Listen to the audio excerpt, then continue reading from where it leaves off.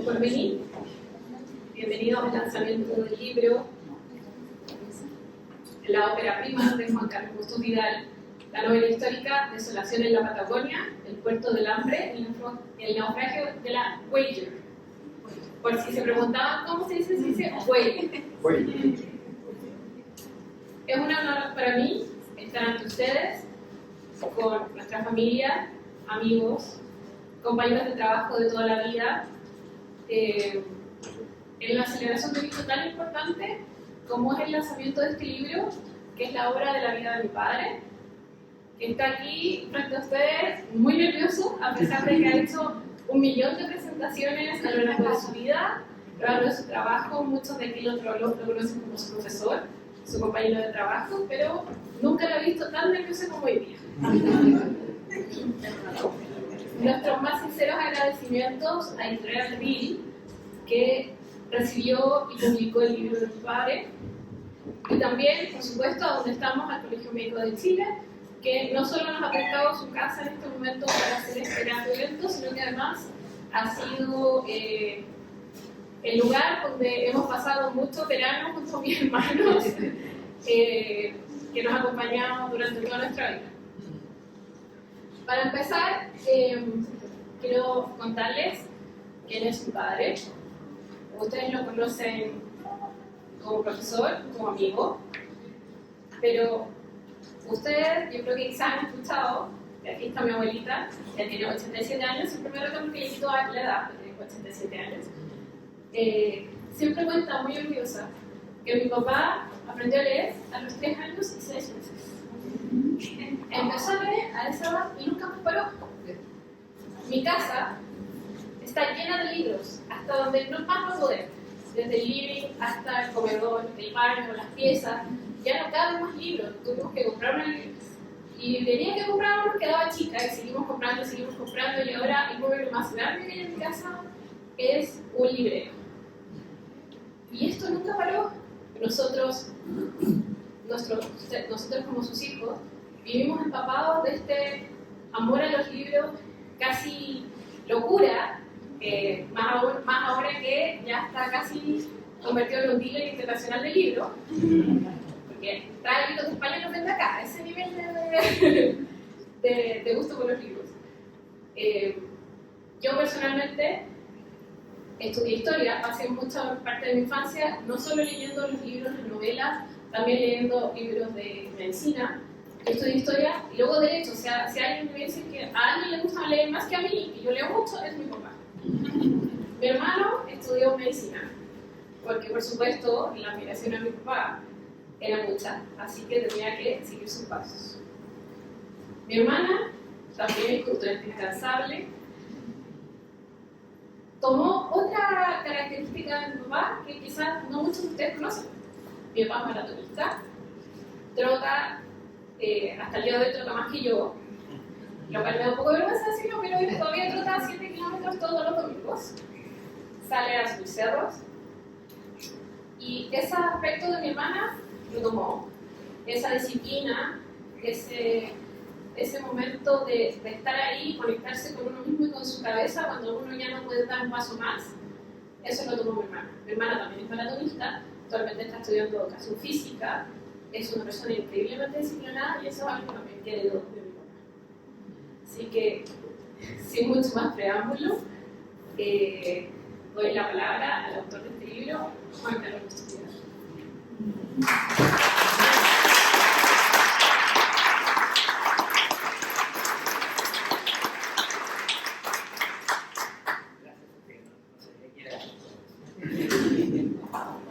Bueno, muchas buenas tardes a todos, amigos, colegas, familiares.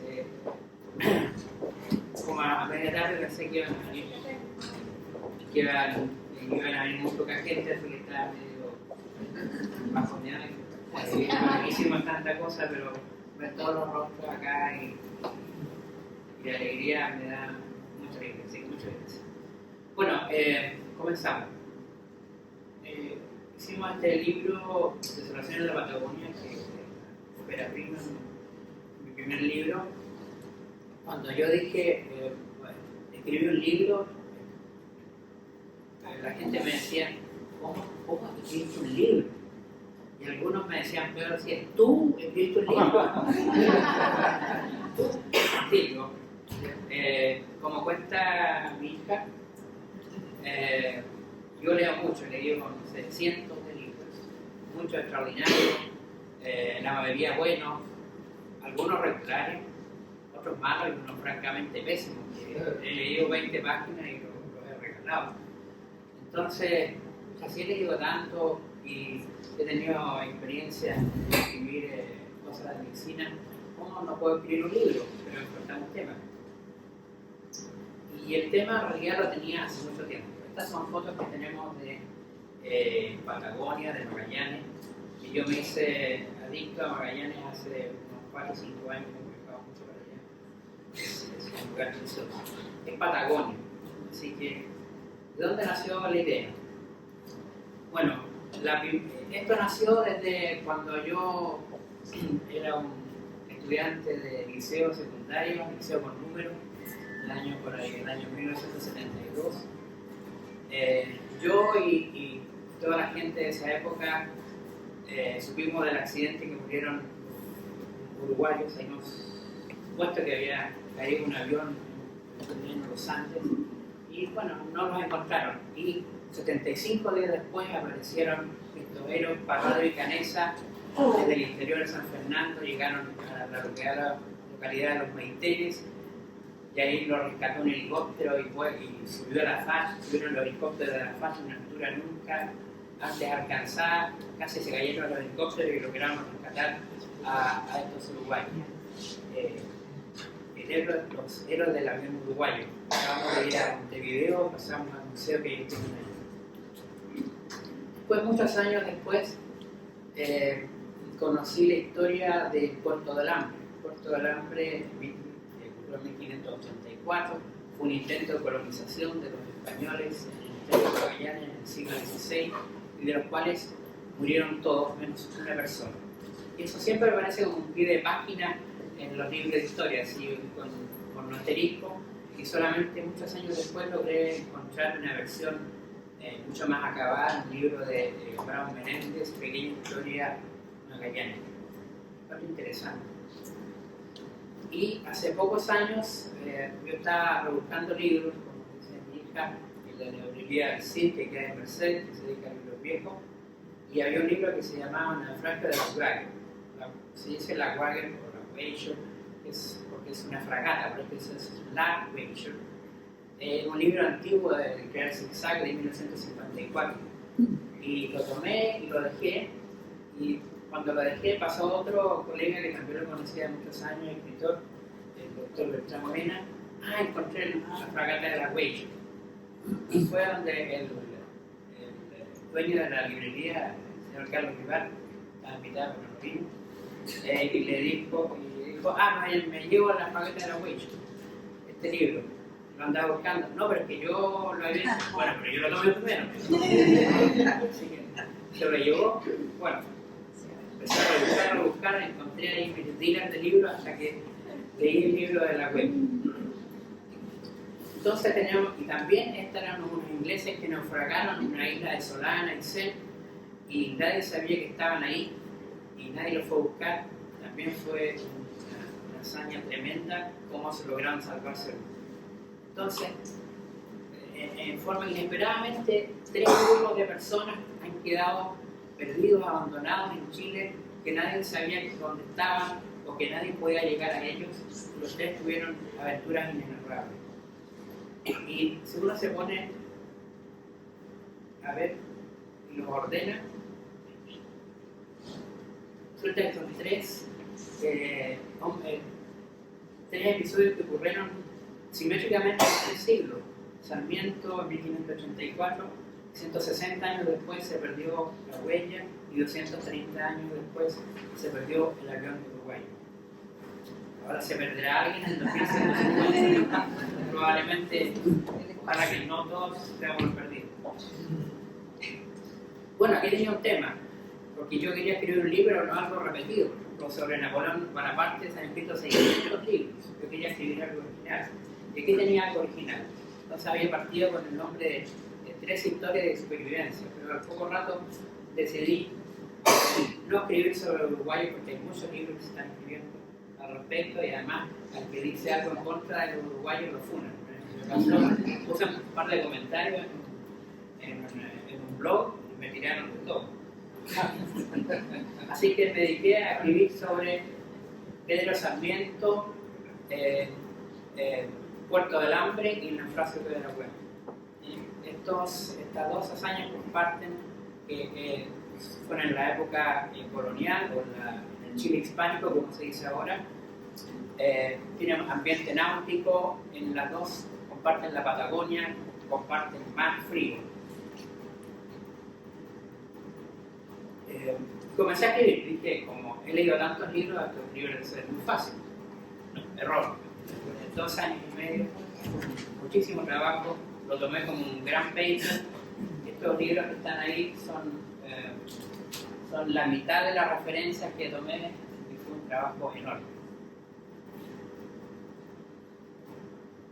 Gracias a Ril Editores que hizo.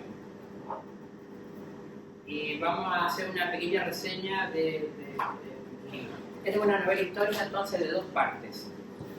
Puerto del Hambre y el naufragio de la Cueva. Comienza con la frase América aún era joven.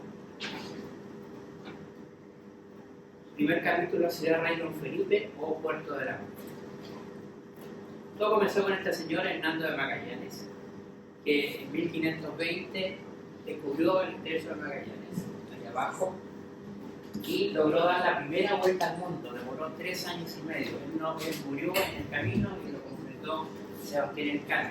Esta ha sido considerada como probablemente la mayor hazaña épica de la humanidad. Pasaron 1000 aventuras y que fueron narradas por Antonio Pigafetta, un italiano que iba en el barco.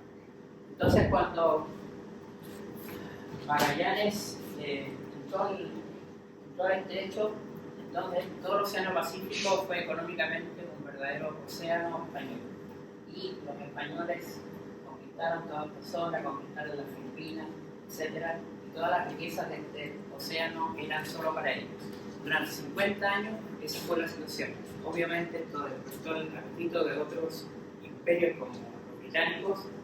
Entonces la reina Isabel I, no la Isabel II que queda aquí, contrató al Francis Drake, el pirata Francis Drake, que logró atravesar el estrecho de Magallanes, se perdió en el mar de Drake, que él lo describió, y finalmente fue a depredar Valparaíso, Coquimbo, Arica, Callao, Paita.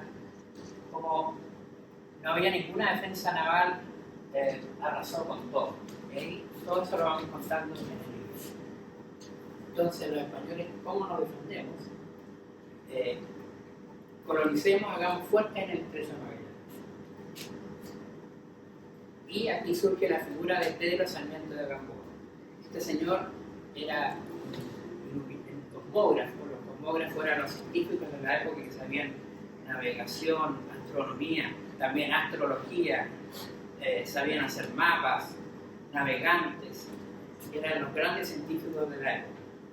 Él era, sin embargo, de origen muy humilde, vivía en una habitación muy pobre en Lima, pero como tenía tanto, además era militar, descubrió las Islas Salomón al otro lado del Pacífico, así que era el hombre indicado para esta misión. El otro, bueno, este es uno de los protagonistas de esta primera historia. El otro, al contrario, era el más bajo en la jerarquía, era Tomé Hernández, que era un soldado sevillano español que fue guardia de Sarmiento. Este era el rey Felipe II, el rey más importante de la época, y le encargó a Sarmiento que fuera a hacer esta colonización. Y Sarmiento, ahí empiezan Sarmiento se quejaba cuando organizó la expedición de la corrupción que había en ese tiempo, que ahora no existe. Entonces decía en su expedición, la harina estaba mezclada con cal, las jarcias estaban podridas. Lo que podrían hacer 2 hombres se lo encargaban a 10. ¿La persona conocida? ahí partió Sarmiento, llegó al estrecho de Magallanes, fundó dos ciudades, Ciudad Rey Don Felipe, que luego sería respectivamente llamado Puerto de Alambre, Port Famine en inglés, que es en esta foto que vamos a observar, y otra ciudad que es ciudad de nuestro del Señor Jesús, que lo hizo en un páramo, Magallanes, solamente en matorrales con viento y frío. Y ahí, en una escena realmente surrealista, bajaron 30 hombres en este verdadero peladero lleno de matorrales, hicieron una ceremonia para fundar la ciudad y cantaron los cantos gregorianos.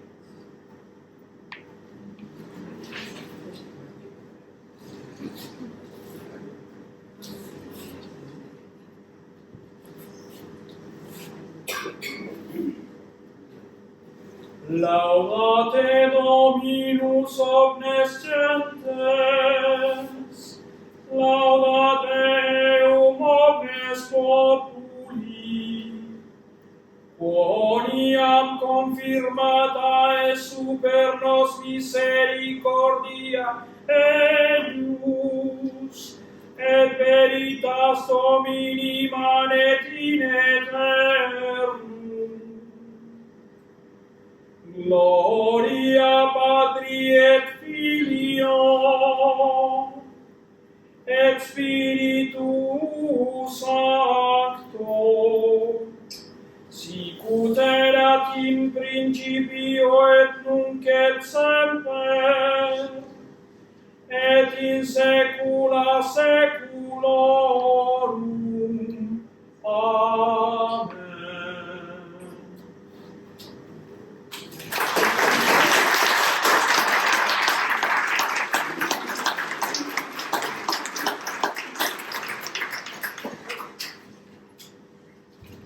Bueno, acabamos de escuchar el canto gregoriano llamado Laudate Dominus, interpretado por mi hermano, Juan Carlos Pinto Orellana, médico, oftalmólogo y cantante de ópera.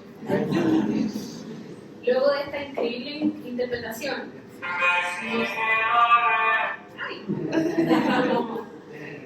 esto va a quedar grabado por si acaso lo quieren escuchar después.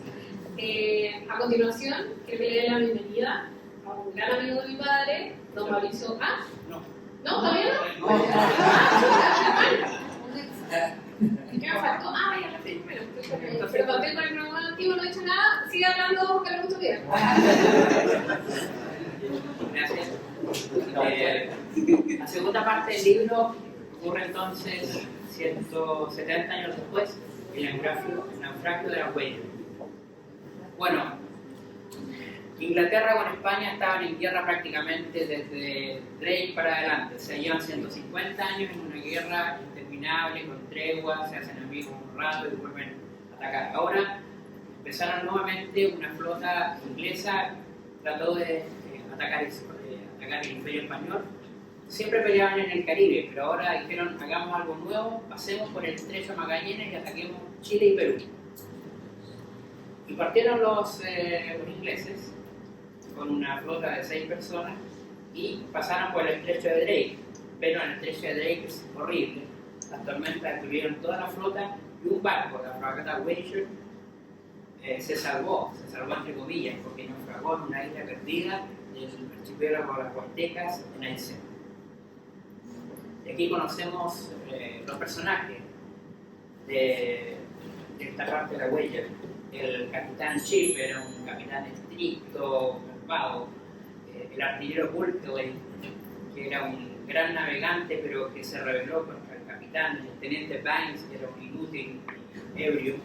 El contramaestre King, que era prácticamente un delincuente. Pero los verdaderos protagonistas eran los guardamarinas. Los guardamarinas son los cadetes navales, eran jóvenes de 18 años.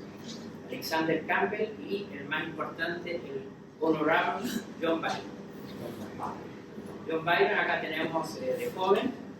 Él era hijo de un varón, pero como era el quinto hijo, o sea, el primer hijo de los nobles era noble y los otros tenían que trabajar, así que ella tenía que trabajar en el naval. John Byron, lo logró sobrevivir, ahí estoy spoileando, fue muy importante almirante de la Royal Navy y fue abuelo del famoso poeta Byron. Bueno, la Voyager naufragó, una tormenta terrible, ahí lo vemos. Quedaron 150 personas atrapadas en otra parte donde nadie sabía que estaban, supone que no había comunicaciones, no había nada. En ese tiempo ese barco desaparecía, simplemente desaparecía. No había expediciones de búsqueda, ninguna cosa. Y llegaron a esta isla. Esta isla de Aysén son islas que llueve 5.000 milímetros al año, viento, frío, lluvia, humedad eterna.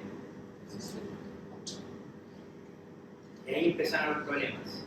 Empezaron a haber motines, crímenes. Ahí el capitán mató a alguien que se estaba abominando y empezaron a aparecer otros problemas. Aparecieron los pueblos originarios, los Aoniken, que nosotros nos enseñaron en el colegio, eran los Tehuelches, su verdadero nombre es los Aoniken, los Cahuashket, que equivocadamente lo llamamos Aracalufe, que eran indios canoeros. Ellos tuvieron relaciones buenas y malas con ellos. También en nuestro libro aparecen los Selknam, los Chonos, los Huilliches, cómo interactuaban con los ingleses. Hubo motines, tormentas, travesías, naufragios, crímenes, deserción. Había desolación, violencia, frío, despotismo, pero principalmente hambre. Pero también había cosas buenas. Había lealtad, había liderazgo, había resiliencia, compasión y solidaridad. El hambre era terrible. Había gente que se estaba muriendo de hambre al lado de los que tenían comida, pero nadie le ayudaba. Estas eran palabras de uno de los de Bulkeley. Las personas que no han experimentado las dificultades con que nos hemos encontrado se preguntarán cómo alguien puede ser tan inhumano como para ver a sus compañeros muriendo de hambre ante sus ojos sin proporcionarles alivio. Pero el hambre está desprovista de compasión. Cada uno estaba tan preocupado por proteger su propia vida que no consideraba a los demás y las entradas de la misericordia estaban cerradas. Había negros y canallas. Nuestro personaje principal, Byron, en un momento estaba abandonado en un pantano en la península de Taitao. Byron se sentó en un tronco. Son tractos de libro. Byron se sentó en un tronco, extenuado. Lavó la herida de su pierna derecha y poniendo las manos en su cara, rompió a llorar por primera vez desde su infancia. Recordó cuando era niño y corría con sus hermanos elevando cometas. Recordó a su padre leyendo cuentos a todos a la luz de la lámpara de aceite, cuando su madre le preparaba deliciosos pies, cuando cabalgaba su montura por el campo de sus abuelos, cuando por primera vez navegó en el suave Támesis, cuando su madre y hermano lo despidieron con pañuelos en el muelle de Pórtico, cuando soñaban comandar su propio barco y lucir sus condecoraciones, y ahora en cambio se veía solo y abandonado, miserable y esclavo, harapiento y herido, con sufrimiento sin fin. Allí estuvo semidormido 1 o 2 horas, pensando en su ensoñación, en no moverse, en entregarse a la muerte y así terminar sus penurias. Sabía que nadie lo buscaría y nadie jamás hallaría su cuerpo. Sin embargo, cuando se despabiló, abandonó sus funestos proyectos, levantó su cuerpo herido, dejó su pasada carga bajo un edificio bajo y reanudó su camino. Solo unos pocos lograrían sobrevivir en ambas historias. No todo es malo, también el libro tiene algunas partes más simpáticas como esta, que es la última parte que vamos a leer. Byron conoció a una chilena, Catalina Larraín, al cabo de varias semanas, que es el nombre de una colega argentina. No encontré un nombre más colonial que ese, Cata Larraín. Al cabo de varias semanas de visita había surgido el romance entre el joven aristócrata inglés y la joven burguesa chilena. Al principio las visitas eran formales, separadas en 2 sillones y vigiladas por su madre, doña María Dolores. Cuando la doña Casa estaba descansando, las chaperonas eran la criada de más confianza, una mulata vieja de nombre Mercedes, junto a su hija, Milagros, que tejían indiferentes a un par de metros. Por la semana comenzaron los encuentros furtivos. Byron enviaba un papelito con una de las criadas y dejaban la puerta abierta. Otras veces Byron saltaba a la tapia de la huerta casera de la casa y Catalina salía por la ventana de su pieza. Ambos jóvenes conversaban en algún rincón de la casa, una vez en la huerta. Una de mis diversiones favoritas era hacer que John en inglés pronunciaran palabras difíciles en castellano como perro, o jorge, o chuchoca. La risa de Catalina llenaba toda la casa. Estaban enfrentados uno del otro y sintiendo la emoción de estar enamorados por primera vez. Primero fueron los abrazos, luego los besos y finalmente el amor entre los adolescentes. John nunca había conocido a una mujer de piel tan fresca, lozana, un pelo tan largo que caía como agua y unos ojos tan grandes color oliva, y unos labios tan finos y una risa tan franca y cantarina. Qué distinta a las empirifolladas inglesas. Catalina, a su vez, nunca había conocido a un hombre tan alto, de pelo y ojos tan hermosos, que se veía tanto del mundo y que lo había recorrido.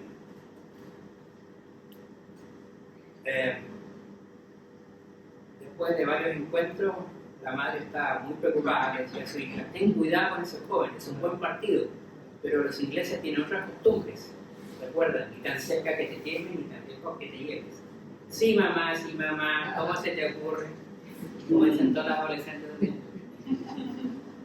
A pesar de todos los cuidados, advertencias y vigilancias, un buen día doña Dolores notó que su hija tenía su rostro rubicundo y sus pechos notablemente más grandes. Luego, un fuerte interrogatorio aderezado con varios pellizcones, logró la confesión de la imputada. Estaba embarazada de 4 meses. De inmediato se organizó el viaje en carreta al fondo familiar de Chimbarongo, de madre, hija y acompañada de casi todas las servidumbre.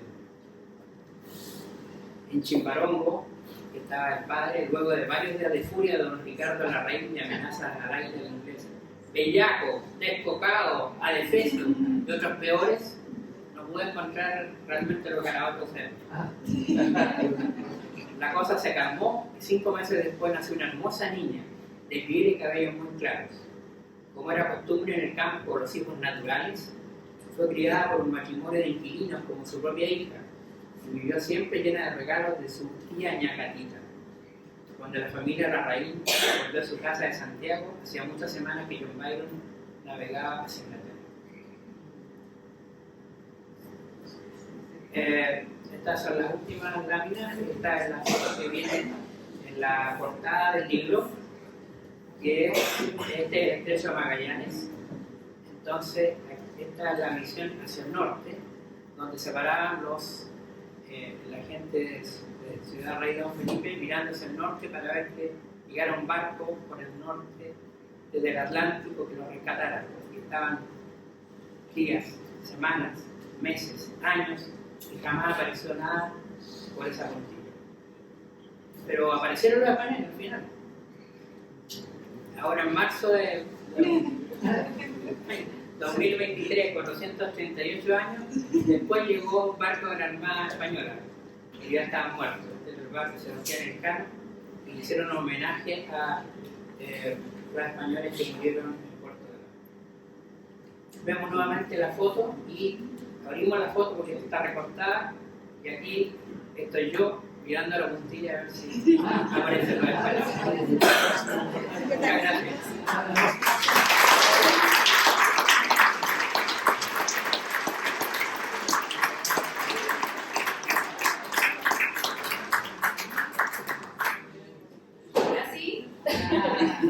Por favor, démosle la bienvenida a un gran amigo de mi padre, don Mauricio Tapia, amigo lector y compañero de aventuras, que nos compartirá la apreciación del libro.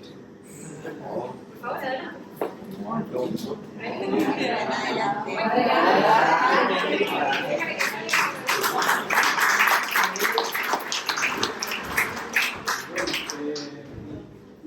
No sabía que tenía que presentar algo, pero bueno, ustedes, la mayor parte de ustedes los que están acá conocen a Juan Carlos, nosotros somos muchos compañeros de trabajo, y quisiera, ¿no es cierto?, que verificáramos quién es Juan Carlos Porto, ¿no es cierto?, tal como lo señaló muy bien su hija, una persona que desde muy temprano en su vida demostró las cualidades que traía a este mundo, y por lo tanto él estudió medicina en la Universidad de Chile, hizo la beca de gineco-obstetricia en la Universidad Católica, retornó a nuestro hospital, y como nosotros somos trabajadores de hospitales públicos, ¿no es cierto? La combinación ahí son dos factores: tenemos muchos problemas y pocos recursos, ¿no es cierto? Es lo clásico de los sistemas públicos, donde hay muchos problemas técnicos y donde hay muchos recursos para enfrentar. Entonces, Juan Carlos, con su capacidad, ¿no es cierto?,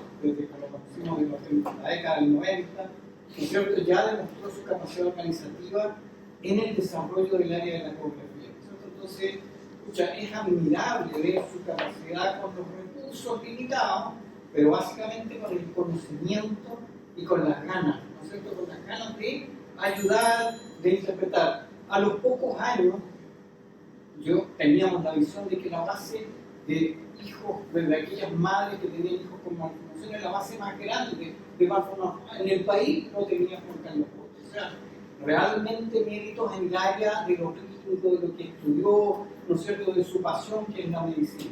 Pero aparte de eso, usted sabe, tiene por la otra pasión, que es la historia, la lectura.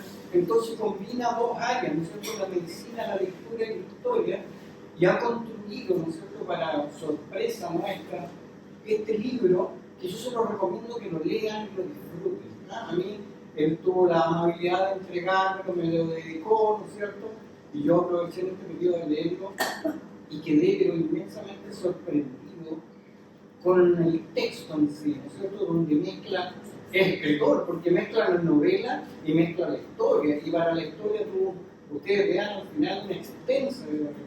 O sea, realmente esto fue estudiado, ¿no es cierto?, y sobre eso construyó un ámbito novelado, que es lo que hoy día le da a la literatura histórica una mayor, digamos, cercanía al público. Porque cuando uno lee un libro de historia, es un libro un poquito denso, ¿no es cierto?, en que hay muchas referencias. Aquí ustedes, cuando tomen el libro, lean todas las referencias que hay, son todas entretenidas, todos los pies de página son todos adecuados.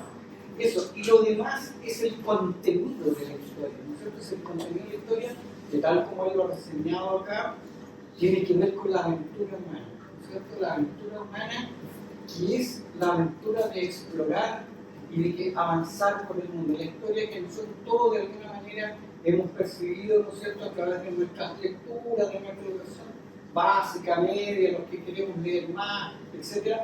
Hemos, ¿no es cierto?, mirado cómo el ser humano explora, va más allá de los límites. No olviden ustedes de que en un tiempo pensábamos que la Tierra era plana, y que las expediciones iban a llegar al borde y se iban a caer, ¿no es cierto? Ese era el mito, y que habían animales terribles que iban a dominar. Eran cosas que el ser humano es muy bueno para el mito, ¿no? Es muy bueno para crear mitos y temores. Bueno, y en ese ambiente de mito el hombre arriesga y avanza, ¿no es cierto? ¿Qué es lo que hay aquí?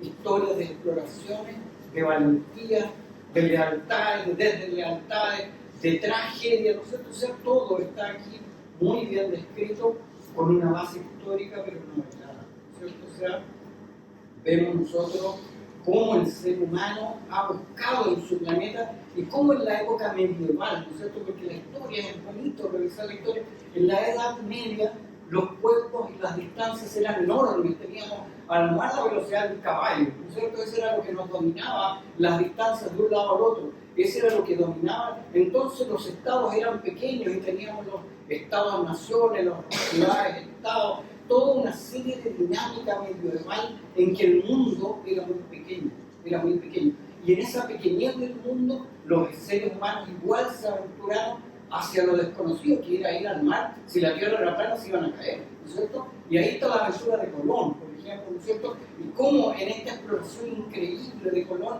llegan y descubren un nuevo mundo.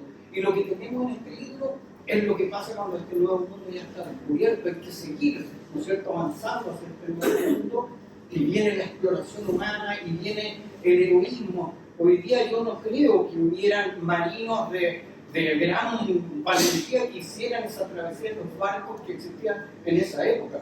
Probablemente en nuestra época, que hemos vivido el salto hacia el espacio, en ese salto al espacio, probablemente las naves originales de la década, ¿no es cierto?, con Gagarin y todas estas proezas de llegar al espacio, hoy día no se subirían probablemente los astronautas modernos en esas naves. La computación era mínima. Bueno, eso mismo ocurrió en ese periodo donde se hicieron estas exploraciones.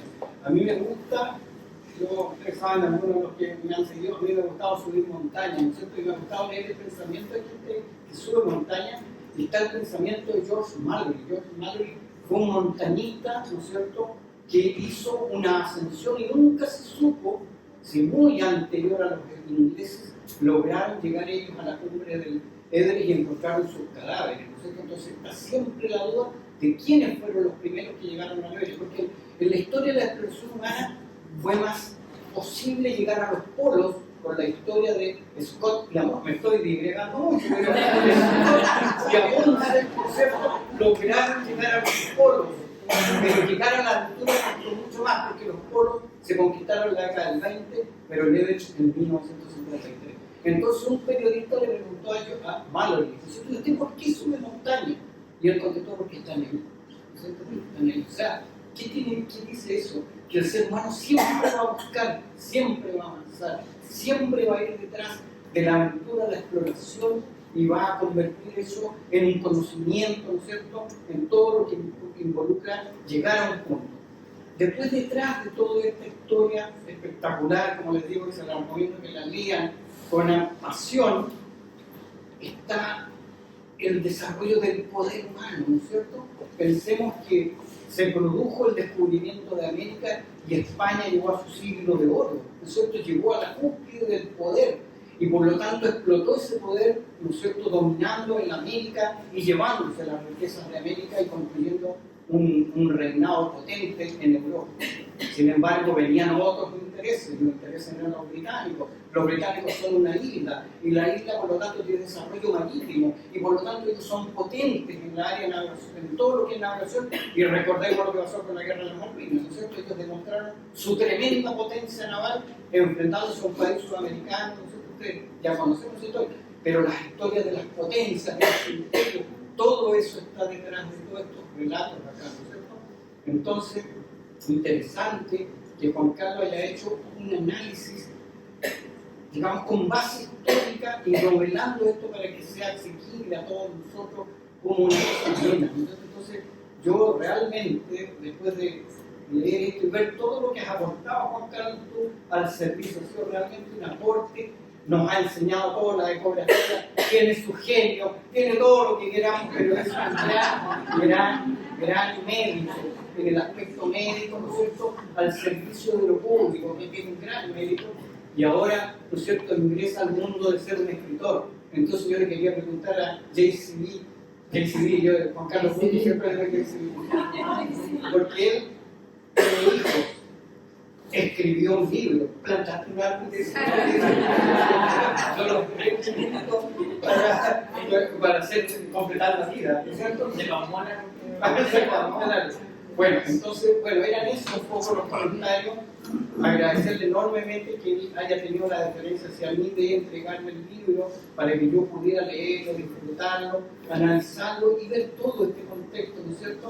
La historia es muy linda, la historia que hemos recorrido, lo que ha pasado, es una cosa, y nosotros compartimos muchos momentos de conversación histórica porque la historia trae mucha enseñanza al presente. Entonces, por eso es que yo quiero realmente felicitarlo, Juan Carlos, por el enorme esfuerzo. También que esto no fue una cosita boba, fueron varios años de estudio, tuvo que traer libros de Europa para complementar su información. Creo que es un mérito gigante y no queda nada más que aplaudir.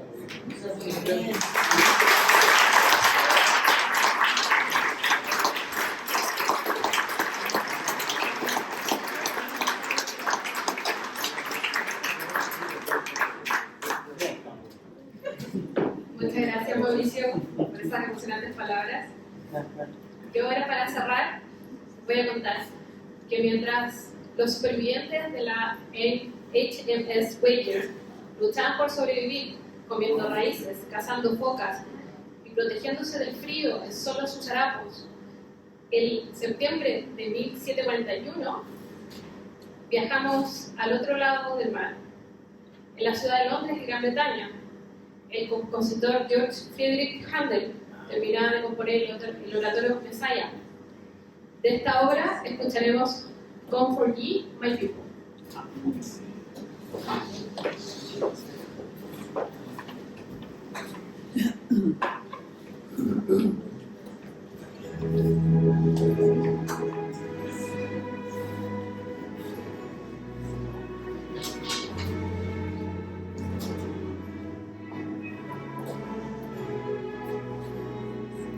Comfort ye.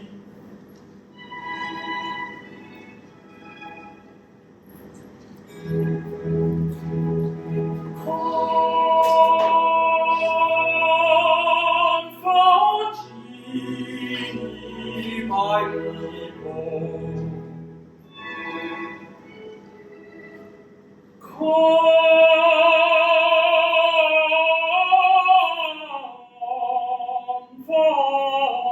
ye.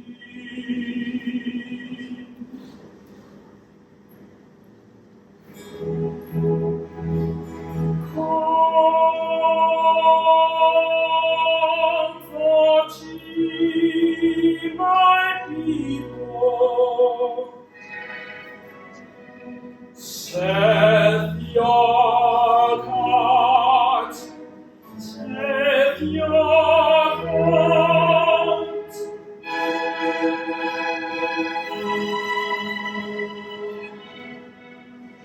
Speak ye comfortably to Jerusalem. Speak ye comfortably to Jerusalem. And cry unto her that her warfare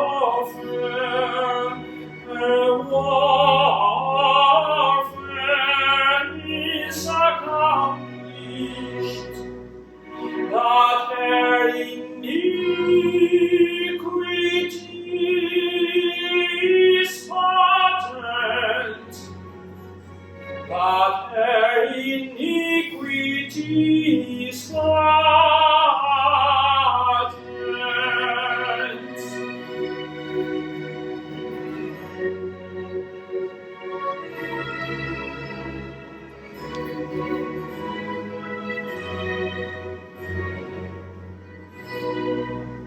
The voice of him that crieth in the wilderness, prepare ye the way of the Lord, make straight in the desert a highway for our God.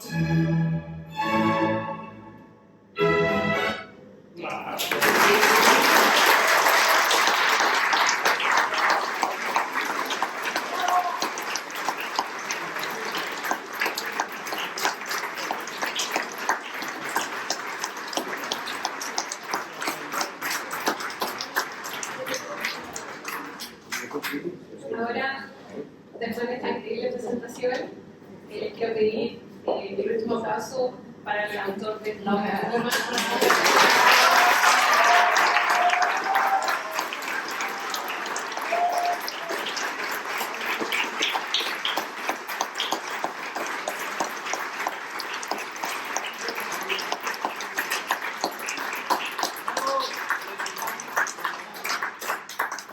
Ahora, aquí afuera vamos a estar vendiendo los libros. Y abajo, bajando la escalera, en nuestro asesor, por si acaso, está el vino de honor. Así que los invitamos, por favor, a acompañarnos hacia terminar esta celebración. Muchas